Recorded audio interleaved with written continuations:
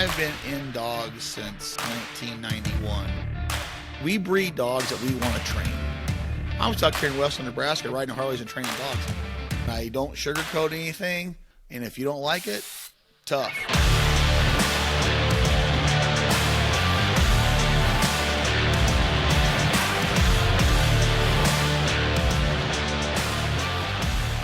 Welcome to another episode of the Flatlander Kennels Podcast with Chris Jobman. Today we've got a special episode. We've got on Grant Hatch from Big Cottonwood Retrievers. But before we get to Grant, how's it going today, Chris? Hi, Elliott. How are you, bud? Hi, Grant. How are you? Hot. I can't wait for it to cool down. Next week looks good. Yeah, it's been pretty warm right now, and we're training every day, getting ready for the Grand and the National and some HRC tests and Master tests, and it's been a hot one for sure. It absolutely has. Yeah. By the time this airs, well, no, this one airs tomorrow. So tomorrow. We just recorded one. By the time that one airs, everyone's going to have had the cool down. But yeah, for sure. We're still in the midst of it right now. Before we get cranky here, I need to throw a little shout out. They asked me to do this real quick before we get going and forget about it. If anybody wants to go to the Central Nebraska Retriever Club Facebook page, they bought some grounds or rent. I can't remember what they bought them or leased them or what they did. Grant, do you know? Did they buy those grounds? I don't know. Okay. Anyway, they got beautiful new grounds north of Grand Island. Elliott was just there running a test. Grant was just there running a test. They're doing a fundraiser to help develop their grounds, build ponds, and they're giving away hunts and training and all kinds of guns and all kinds of stuff. So if anybody wants to go over there, go to the Central Nebraska Retriever Club Facebook page, find their stuff, and help that club out. So there you go. Yeah, the next auction item is 5 days with Kenny Trott. Kenny Trott is a very, very good friend. He's a good friend of mine. He's a great dog trainer. He's a field trial pro out of basically Fort Collins, Colorado, and that's their next auction item. They're doing a silent auction and auctions and all kinds of stuff. Go over there, support that club. They're trying to make the dog world a better place, and give them a little love. So with this discussion, and I love interviews like this, Grant, because you and I have hung out quite a bit, but we've never actually kind of gone through the Grant Hatch origin story of how you got into retrievers, how you got into breeding, all of that stuff. So when I ask these questions, feel free to really dive deep on this stuff. You don't have to skim the surface, because I want everyone to kind of get a good idea of who you are, how you got into it, and all of that. So, all right, is Eileen there to nudge Chris and keep him awake? No. If you go too long, I'm just gonna go like this. Dave Marstettler photo. Oh, okay. Hey, Dave. Hi, baby Dave. Hey, Captain. Tell everyone what you just held up real quick, because that last episode won't air yet. Tell everyone what you just held up. Everybody familiar with the podcast, good, one of my best friends, Dave Marstettler. He pulled his phone out one night at dinner and said, I got a little picture of me when I was a kid. And when he did that, I grabbed my phone as fast as possible, and I took a picture of his phone, and that is this picture. This is Dave Marstettler as a child. Look at that. I think he was on Andy Griffith's show. I'm not sure. He's definitely a cross between Opie and Howdy Doody. And to be quite honest with you, this was Eileen's idea to do this. So she blew this picture up and put it in a frame, and literally he just hangs out with us. He's up here. He's on our chair, and he just hangs out with us. He hates it, but it's amazing. I think you corrupted that sweet little Eileen. Yeah. Corrupted her. I can't. Yeah. She's too sweet until she gets hanging out with you, and now.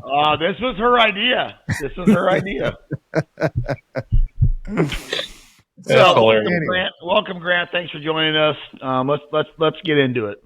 Yeah. Well, it was an easy decision. My phone has rang several times because of the podcast and being mentioned.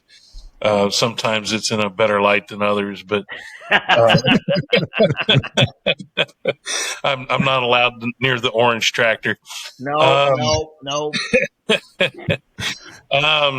So in 2010, I moved back to Ogallala, Nebraska, and it was a shock. I mean, I lived in the mountains of Colorado, West Slope. I was in the insurance business. I managed from Wyoming to New Mexico and the Continental Divide to Utah. So I had a big territory, a lot of agents under my supervision, and my job was to hire and develop and recruit and develop sales managers, future district managers. So a lot of door-to-door sales experience, and I think it helps with me when I go to the line. I'm not very nervous, but anyway, we hunted bear and deer and elk, and my brother would occasionally invite me down for a duck hunt, and so we hunted east of Greeley a little ways, 2 or 3 times a year, and it was just a lot of fun. He had a lab, big old fox red lab, and it was a lot of fun. I mean, duck hunting was great, and I got a taste of it. But I really grew up pheasant hunting in Southwest Nebraska, and that was more fun than the elk hunting. And so, did you not duck hunt? Did you not waterfowl hunt growing up? No, not until 2011. When I got back to Nebraska, I live close to Lake McConaughey, and there were ducks and geese, and I had never really hunted other than the 2 or 3 times a year. And my son said, Dad, you're back there, back in Nebraska. Why don't you get yourself a lab? And so we went through the paper, and we found a backyard bred yellow lab up in Bridgeport, and it was $400. And I'm like, oh my God, $400. I mean, the 2 labs I had in Colorado, one was free and one was $50. And I couldn't believe somebody wanted $400 for a lab. But we went up and we had pick of the litter. And I found the most ornery one in the bunch, and at like 7 weeks. And then we had to wait a couple more weeks and go back and get her. But it was a lot of fun. Sugar is what her name was. She was eventually a grand hunting retriever. Well, no, a hunting retriever champion.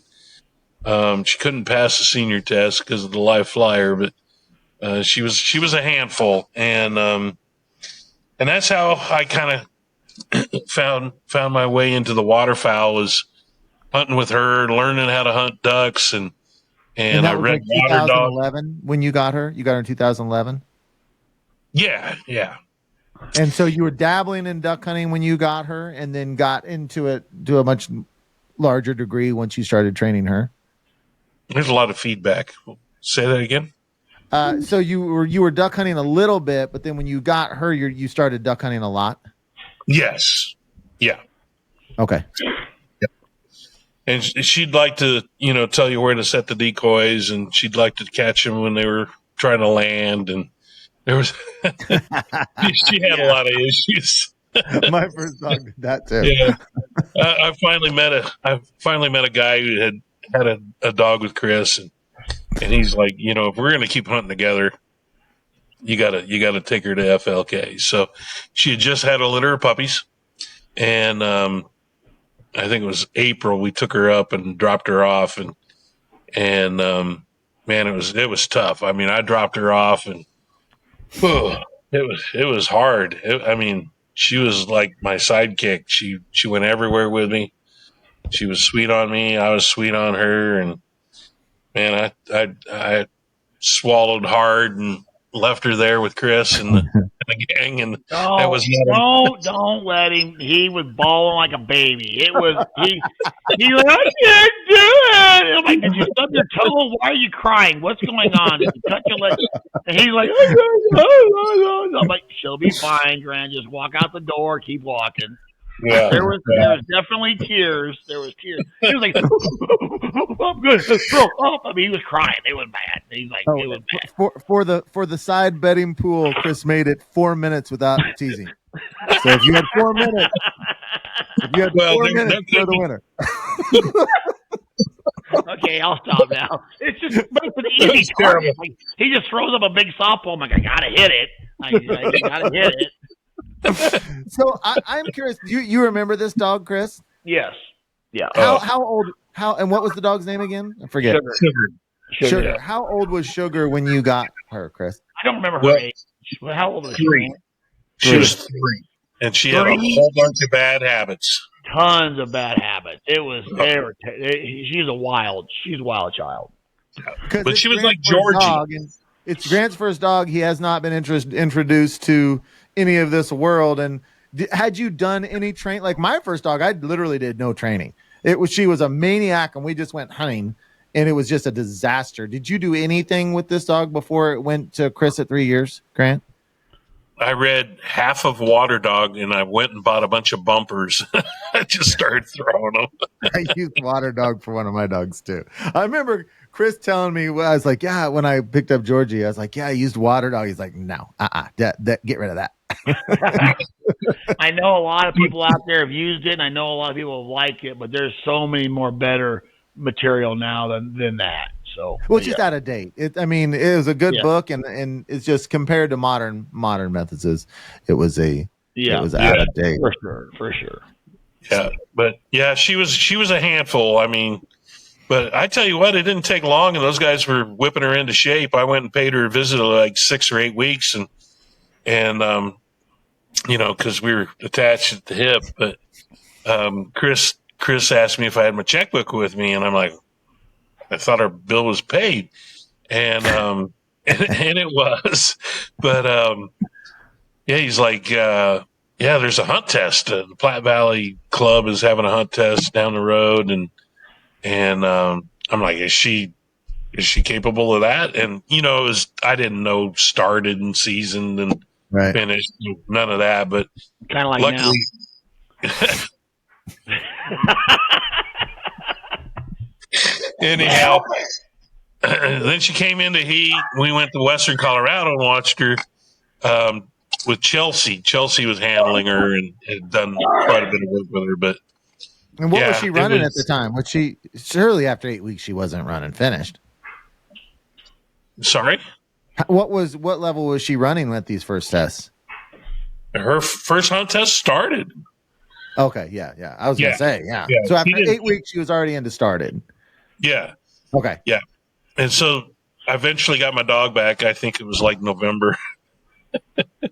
But man, hunting with a finished dog is so much better than just the average lab that goes and picks up a meat duck or meat dog or whatever. But when you can blow a whistle and stop them from picking up a dead bird to go get a cripple, it's just amazing. It really was. And back in the day, I watched Justin Tackett on ESPN and Water Dog TV.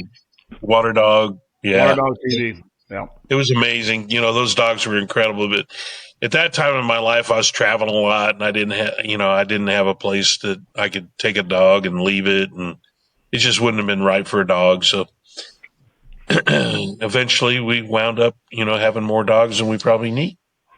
So at what point did you go from this dog is such a disaster, my hunting buddy says I won't hunt with it, to I think I want to actually become a breeder? What that's a huge leap in that 10 year. So hold on. 2011, you took the dog to Chris. At what point did you decide you wanted to start breeding dogs? What year was it? It was the same year. Same year. Holy crap. Yeah.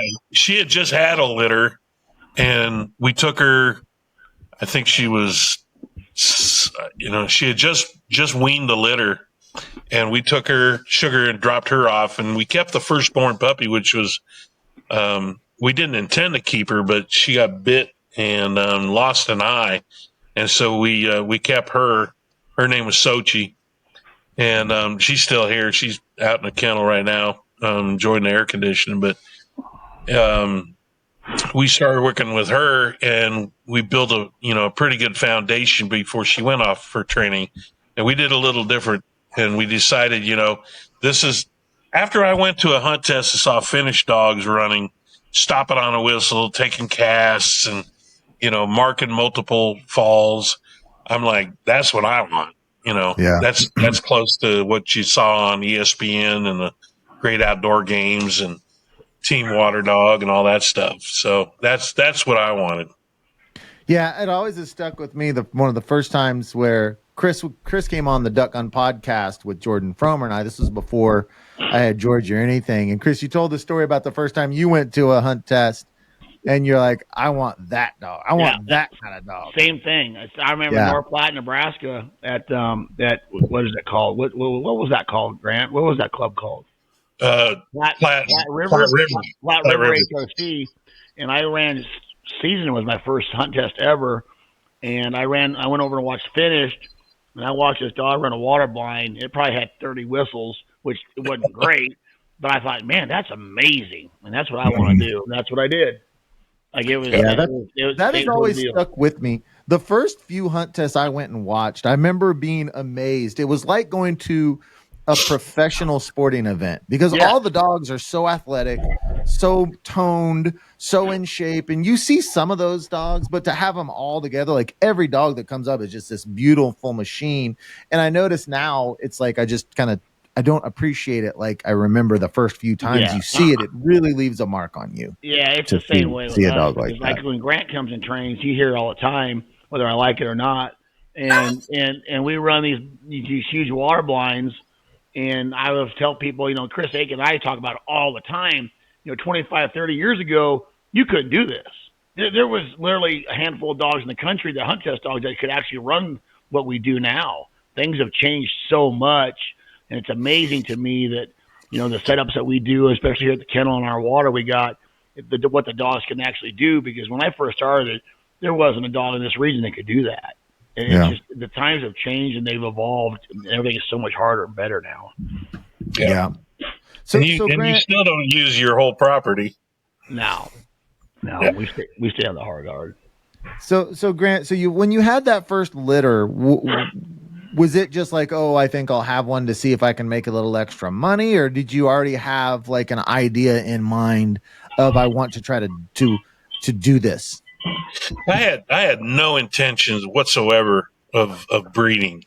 It was trying to calm down a wild child, and it worked a little bit. But I mean, she was a great mom. But I mean, later when we had more dogs and stuff, she would steal puppies out of other females' litters to take them down to her box. But anyway, no, it found us. We had no intention of breeding. We just found a lot of fulfillment and enjoyment. The people we met, our second litter, I still talk to a couple of those people on a regular basis about their dogs and stuff. They'll stop by and visit. They're on the way to Lake McConaughey. They've got a sister to Sochi, and we'll see them. And I've got dogs all over the country. We're at like 40 different states from Alaska to Florida now, and it's just the people you meet. I mean, I would have never known Chris Aiken if it hadn't been for dogs and the relationship that Chris have. But it's the fulfillment and the joy that those puppies bring. We just had the Make-A-Wish Foundation contact us to see if we had any puppies available for a young man that had survived brain cancer, had a tumor removed, and that puppy has been there now 3 days. I got a text message from his mom. He wants to take it to school. He's in high school now, but the joy and fulfillment of and the smiles and the stories and the invites, that's really why we do what we do.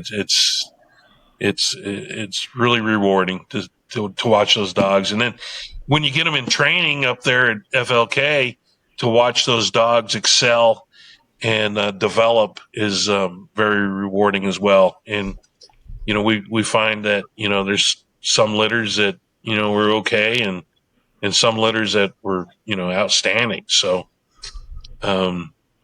it's not about, trying to make a living out of it, but it's turned into that. So we never set out to do that. So how do you decide your pairings when I know you use a lot of Chris's studs? I don't think you exclusively do use his studs or use some No. other, but what do you look for when it comes to your pairings? Well, I definitely bounce everything off of Chris. But we've got some dogs that are compliant, and a lot of dogs with drive aren't compliant, and so that could be a good pairing. We just look for the qualities and that can offset each other, and it's a lot of fun to see what develops out of that. There's one that Chris has gotten training, got him qualified for the Master National, and his name's Dutch, and Dutch is out of Flash, and I mean you can't go wrong with a Flash breeding. You can breed a possum, but Susie was a little better than a possum, but that was the third pairing, and Dutch was in, I think, the last litter. But the dog's barely 2.5 years old, 3 years old. We got Grant, we got Cam going to the Grand and the Master National. She's not even 3 yet, and she's going to the Grand and the Master National for the first time this fall, and that's a clutch faith breeding, right?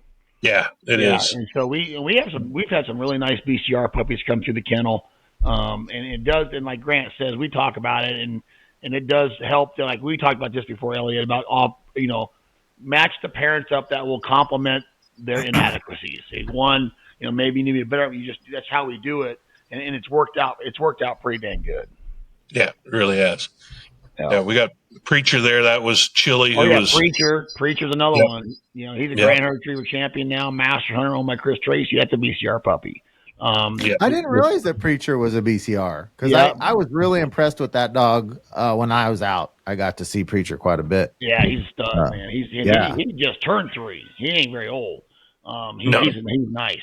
So that's another BCR puppy. So we got some ones coming through the kennel right now that are going to be pretty dang nice too.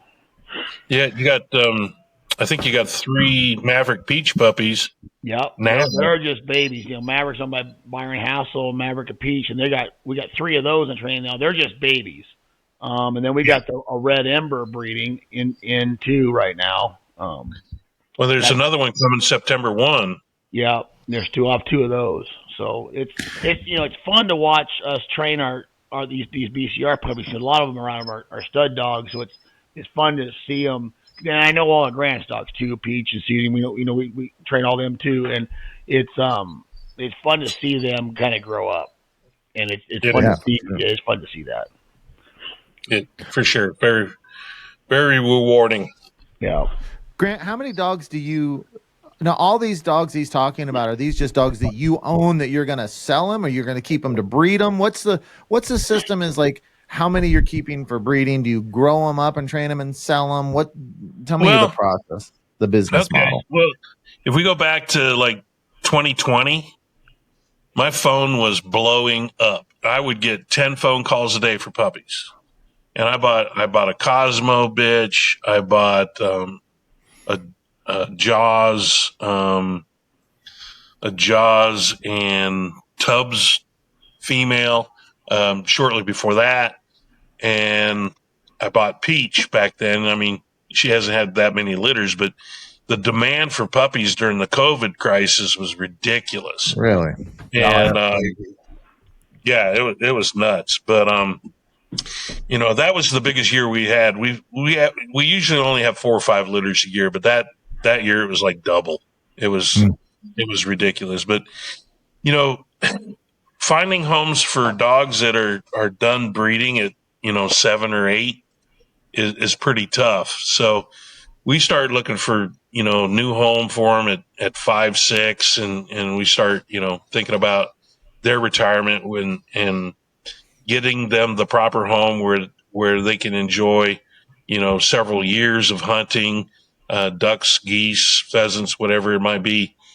So now now that we've built, a reputation and have got dogs all over, and, the word of mouth is spread, and I got a couple phone calls today, and, I haven't even advertised anything, but, now we look to retire them a little bit sooner and not, have 10 litters out of a dog. But, how many litters how many litters would you like to get out of each dog? Well, now it's, 3 or 4, Mm-hmm. Is it Um, every year, or do you have to space it? we have the school of thought that, their hormones and everything is better to repeat and do a back-to-back breeding. Mm-hmm. Depending on litter size. I mean, we'll take them to the vet and we'll get them analyzed. Is it too soon? And we may skip a heat cycle, but a lot of times we'll go back to back because that's better for them than skipping 2 or 3 years. But yeah, it's just, we take it on a case by case basis, and we won't breed anything until we've got OFAs done and that sort of thing, and we try to What's an stack OFA? What's OFA? Hips and elbows. Orthopedic stuff. Orthopedic Foundation for Animals. They do X-rays, and Pioneer Clinic up there in Scottsbluff does an outstanding job. I mean, since we started using them, I think we've only had one litter or a female that was good, and the rest have been excellent. So Yeah, they do a great job. yeah, they do great job for us. But that was something I wanted to talk to you about, was as far as what do you do? Go into a little more detail about the medical checks. What do you feel like has to be done for you to feel proud and safe to sell a dog, as far as med checks? Well, it goes further than just hips, elbows, and eyes. You need to know EIC, CNM, and all that stuff. That health stuff is super important. But it's also the dog's temperament and how they are with the day-to-day grind. If they're lazy, if they bark all the time, if they're messy, I'm not interested in, or vocal. Vocal is a big one. If they whine and bark and carry on all the time, they're not. That's not something I want to breed. Right. Dog that's demanding, pet me, and I spend an hour every evening on the porch with all the dogs. They're all out at once, and they come and they get their little scratch on the head and pull on their ear and give them some attention. But the dog that comes up there and is demanding and pushes other dogs out of the way, I don't care for that. And there's nothing worse. You're looking for pet qualities as well. Oh yeah, they got to have an off switch. Yeah, yeah. But they got to have a job. We cater to hunters primarily. We've got some dogs in law enforcement and detection. We've got some dogs. We got one that just qualified for the world dock diving competition or something. Oh, that's awesome. That's a flash puppy too. That's a flash puppy. I've seen pictures of that. Yeah, I've seen pictures of that dog. It's in the air. It's incredible. I mean, that dog is Flash a jumper? Is Flash a jumper, Chris? Oh yeah, yeah. When he was younger, I got a picture of him. Eileen, my wife, took an unbelievable picture of him jumping in the tech pond. When he was younger, he'd fly. I mean, he still can jump, but he's super athletic like that. George is fast, and she'll launch at a pond, but she doesn't go like vertical up. Yeah. Like some of those. I don't think that she would ever be like those dogs, because those dogs, like, they get the vertical. They're not just – Georgie wants to go 100 miles an hour like a missile. Yeah. It's not like there's no, like, arcing. Right. Yeah. Well, look at that. Look at that, Elliot. Can you see that? Yeah. Oh, yes. I've seen that. Yeah. That's Flash. Eileen took that. That's amazing. Yeah. And the reflection in the water is incredible. Right. Yeah. That's him. So my Flash daughter is Voodoo. It was Valor and Flash. I think the second breeding. There's one that's running a grand this fall. That's a Flash Valor puppy, Axel. Jeff Meyer in Wyoming's running. That's a nice dog. Yeah. So I don't know where he got his tail, but anyway, my girl Voodoo. I mean, we've got a 4-foot fence around the perimeter, and that's nothing. I mean, I call and here she comes flying over the fence. You know, she's awesome. Ridiculous. Her 6-foot kennel has a panel on top to keep her in. It's, you know, she's super athletic. So yeah, it's fun to get to know these dogs. When I first started going up to Chris's, like 6 years ago, that was I just dog after dog that came off that trailer. I was like, holy smoke, you know. And he had Pearl and Isla and Jet. And I mean, Jet was one of my favorite all time dogs. Yeah. I mean, God dang, he was amazing. And we had a couple litters with him. Maury, who couldn't produce a litter, unfortunately. Fantastic animal. Yeah, just there was so many. It really opened my eyes when I started coming up there on a daily basis. Me too. So do you have a pairing that just sticks out to you, Grant, that you've done that you're like, oh man, that pairing, I've watched the pups, that was just it? Or maybe a couple. Pretty much anybody with Flash. I mean, it's incredible. His ability to pass on that drive and intensity and intelligence. It's just he's an incredible stud dog for sure. If we had more semen on Jet, we would have a lot. We would see a lot more Jet puppies too. He produces the same sort of thing, but we don't have many vials left on him. So I'm real particular where he goes. But he's another one of them is an incredible producer.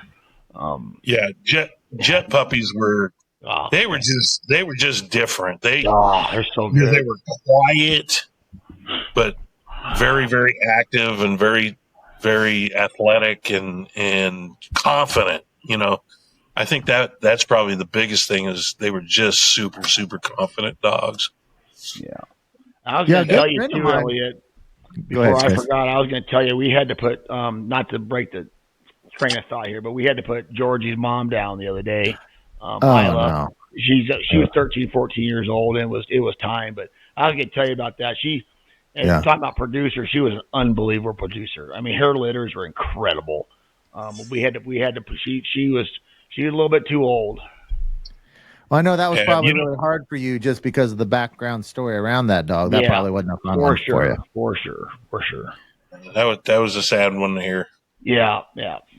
But you're around all these dogs so much. It's part of the deal, and it's a sad day, but it's just part of it. Yeah.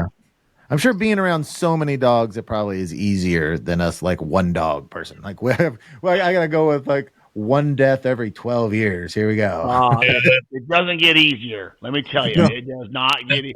And some of them hit you harder than others. I mean, they all hit you. They all hit you in their own way, but some of them they're just different. They I can't imagine how hard that Jet one was for you. That had to just be a killer. At the Grand, right? At the Master National. At the Master National. I was there was not a dry eye.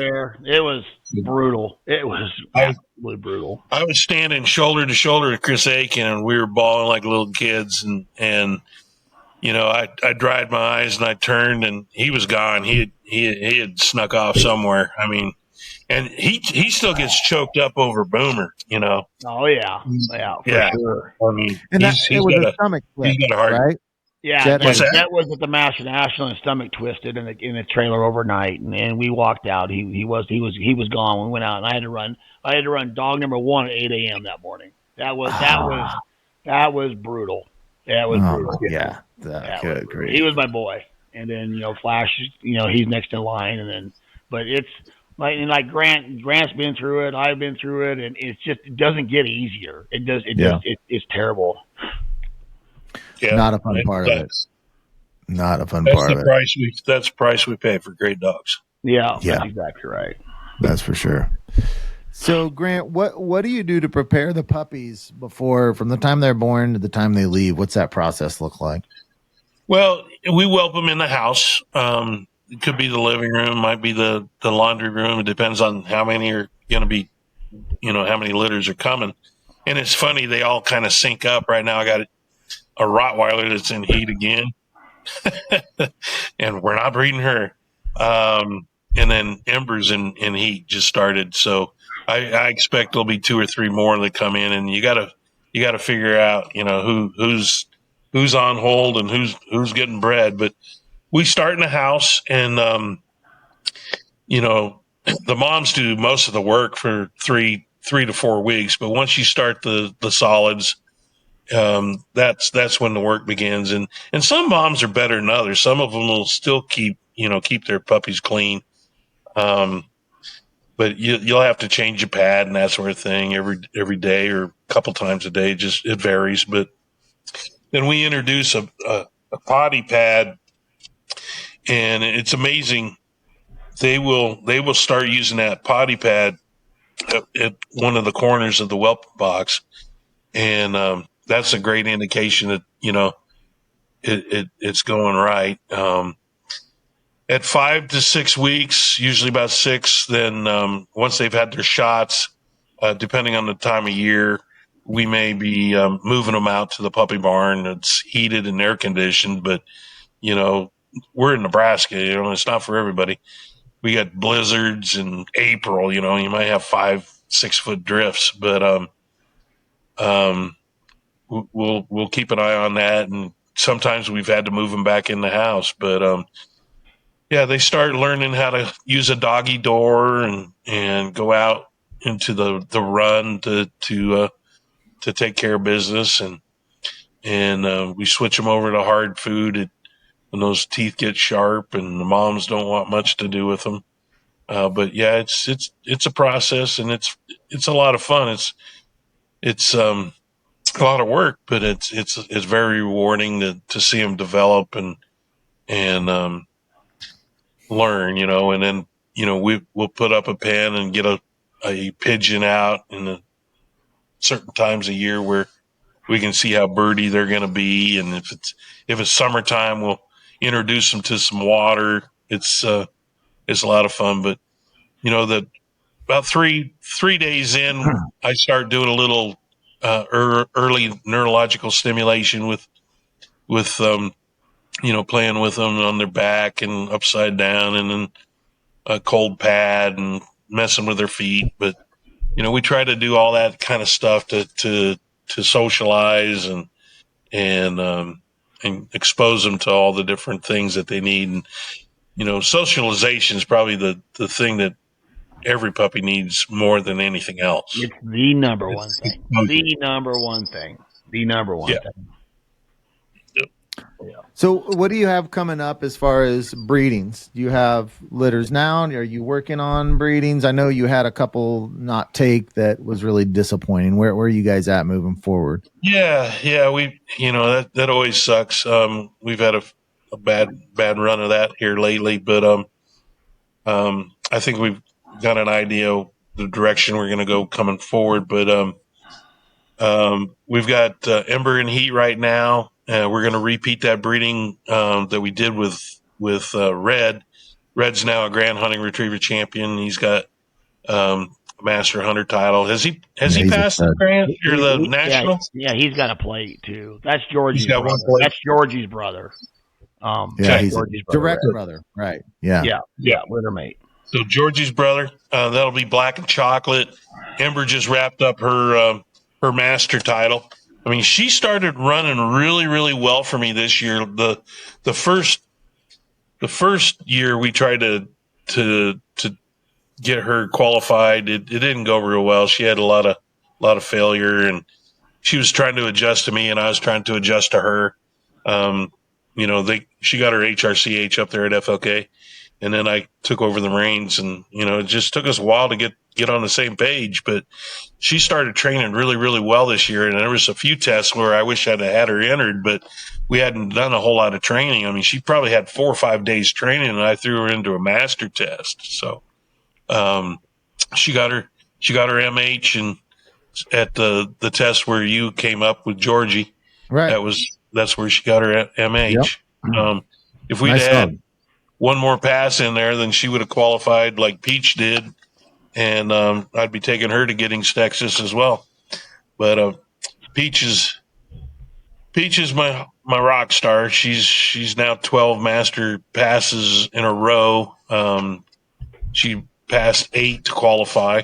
She only needed 6, and we'll probably run her next month at the FLK pre-master national test. So I'm looking forward to a pheasant flyer and a duck flyer and all that kind of stuff. But so we got that. We also have Wink. Wink is a Sochi puppy. She's got a started titles all. She got a lot of go. She hates water just like her mom. But yeah. but she and I tell you what, she'll take on a Rottweiler out here in the yard. It's funny. I mean, she thinks she's heir to the throne or something, the Sochi throne. But do you have a waiting list currently, or do you have for your upcoming breeding? Yeah. We've got a few deposits on hand that we're just waiting for the breeding. We've changed that up. It used to be people were like, I'm going to send you a deposit. I'm like, okay, well, I guess so. And then we took a lot of deposits, and then when you have a litter that doesn't take, then you wind up writing checks and sending them back. But you got to do what's right. Some people wrote it out and waited for a puppy. And we've had some people with deposits for a year and a half, but it worked out. I mean, there's one guy up in Indiana. He had a deposit for a chocolate female, and it didn't take, or there weren't enough. And eventually we had one. I met his wife in Denver. She jumped on an airplane, flew back to Florida where their second home is in the winter. And then he started taking that dog out to the duck hunting club he owns in Indiana, and there's a bunch of field trawlers up there. And anyway, they caught notice of her, and she was something else. I mean, she, long story short, she was a 2024 National Derby finalist in Vidalia, Missouri. Toots is her name. She could probably clear the plane. She's kind of a gassy little dog like her mama. But that's out of Ember. But it's just fun to see where they go and how they do. For sure, fantastic. We got the Wink, and then Hayes. Hayes is my Hilltop Hayseed girl. She's a lot of go. Holy smokes! Her mom's a 3-time grand champion. Her dad's a SRS crown champion, amateur crown champion. Dog named Smoke, owned by Ron Anderson down in Louisiana. So she's got a lot of giddy up, and we need to put her with somebody that'll slow her down a little bit. So we got ideas on that. Well, awesome. Tell everyone how they what your website is, how they can contact you if they want to get a hold of you. Mm-hmm. Well, it's Big Cottonwood Retrievers .net on the internet. They can reach me on Facebook or Instagram. I don't do a lot on Instagram, but a little bit. Phone number is 308-289-6851. We've got a real nice breeding plan with Peach, with the 2008 National Amateur Field Champion, Two Rivers Lucky Willie, which would be Flash's grandpa. So I'm excited about that one. I'll be keeping one of those if there's enough. Very cool. Yeah. Yep. Well, it's really, really impressive what you've built. And personally, I've really enjoyed getting to know you the time I've been out there and hanging out with you at the last test and everything. And Chris and I are really proud and glad to have you on board with us here because obviously Chris has known you a lot longer than I am, but we believe in what you're doing and the program you have going and all of that. So congratulations on all your success and what you've built there, Grant. Yeah, you've done a great job, Grant. I give you a lot of grief, but I'm proud to call you one of my friends. There's no doubt about that. Well, you still haven't hurt my feelings, so. Well, I will. It's going to happen. If I don't, Is I'm not giving you that, Grant. is that a challenge, Elliot? But no, if I wasn't giving you grief, I don't like you. So. My invite 6 years ago, I had to swallow hard and go. That's Eric's fault. But that was over. That's another story for another time. But yeah, that dog was a big disappointment. She had 3 litter mates who were grand champions. But yeah, he said he was going to hurt my feelings, and so far we're good. Yeah, it's coming. All right. Well, on that note, let's go ahead and shut this down. If you guys are listening and you're looking for puppies or want for information, reach out to Grant. Look at his website. You can find the information in the description of this podcast as well. So, Chris, I think it's time to shut this thing down. Absolutely. Grant, Sherry, thanks for joining us. And I'm sure I'll see Grant here pretty soon in the next couple day or two. But thanks for joining, everybody. See everybody at the line. Take that aim. Gotta strike this chord with